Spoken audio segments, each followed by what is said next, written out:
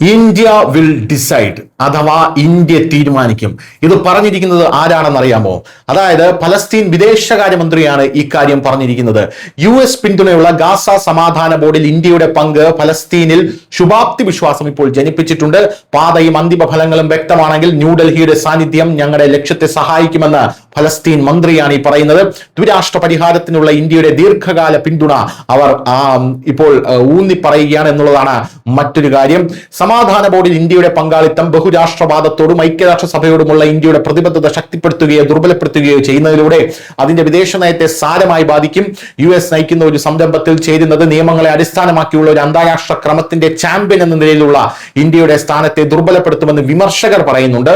പ്രത്യേകിച്ചും സംഘർഷ സാഹചര്യത്തിൽ ഐക്യരാഷ്ട്രസഭയുടെ പ്രാഥമികതയെ പരമ്പരാഗതമായി പിന്തുണച്ചിട്ടുള്ളതിനാൽ മറുവശത്ത് പങ്കാളിത്തം ആഗോള സമാധാന പ്രക്രിയയിൽ പ്രത്യേകിച്ച് മിഡിൽ ഈസ്റ്റിൽ ഇന്ത്യയുടെ സ്വാധീനം വർദ്ധിപ്പിക്കുമെന്നുള്ളതാണ്.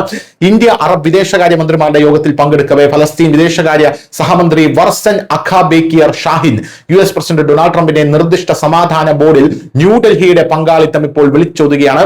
സമാധാനം, അന്താരാഷ്ട്ര നിയമം എന്നിവയെക്കുറിച്ചുള്ള ധാരണയ്ക്ക് അനുസൃതമായ തീരുമാനമായിരിക്കും ന്യൂഡൽഹി എടുക്കുന്നത് എന്നാണ് അവർ പറഞ്ഞിരിക്കുന്നത്. ഇന്ത്യയെ നിർദ്ദിഷ്ട ബോർഡിൽ ചേരാൻ ക്ഷണിച്ചിട്ടുണ്ടെങ്കിലും ഇതുവരെ തീരുമാനമെടുത്തിട്ടില്ല ഇന്ത്യ. ഇസ്രായേലും ഫലസ്തീനും നിർവചിക്കപ്പെട്ടതും അംഗീകൃതവുമായിട്ടുള്ള അതിർത്തികൾക്കുള്ളിൽ സമാധാനത്തിലും സുരക്ഷയിലും ഒരുമിച്ച് ജീവിക്കണമെന്ന് രാജ്യം സമ്മർദ്ദം ചെലുത്തിക്കൊണ്ടിരിക്കുമ്പോഴും ന്യൂഡൽഹിയിലെ ഉദ്യോഗസ്ഥർ ഇപ്പോഴും ഉൾപ്പെട്ടിരിക്കുന്ന സംവേദനക്ഷമതകൾ വിലയിരുത്തിക്കൊണ്ടിരിക്കുകയാണെന്നാണ് റിപ്പോർട്ടുകൾ പറയുന്നത്.